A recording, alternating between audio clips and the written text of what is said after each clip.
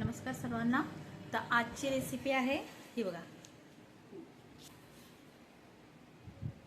पप्पा गावी गेले होते तर त्यांनी येताना ही पानं आणली। तर चला आपण याची अळूवडी बनवू। पानं आता आपण स्वच्छ धुवून घ्यायची आणि नंतर ही बारीक चिरायची पानं।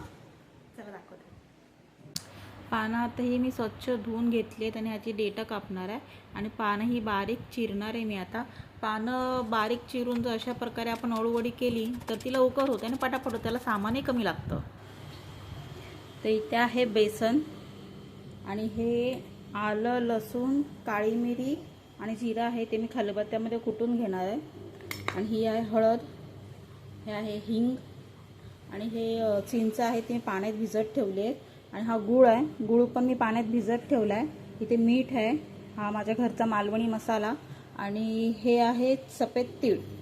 तर पहिला आपण ह्याची पेस्ट करून घेऊया खलबत्त्यामध्ये।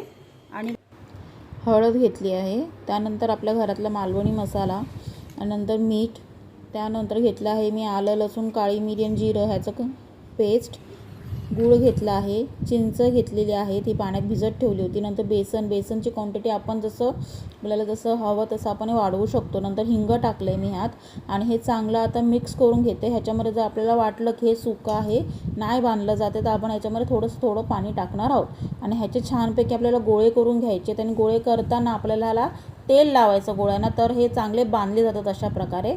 आणि नंतर कुकरला मी ह्याच्या जवळजवळ 5 शिट्या दिल्या होत्या आणि नंतर पूर्णपैकी थंड झाल्यानंतरच अळूवडी कापायची।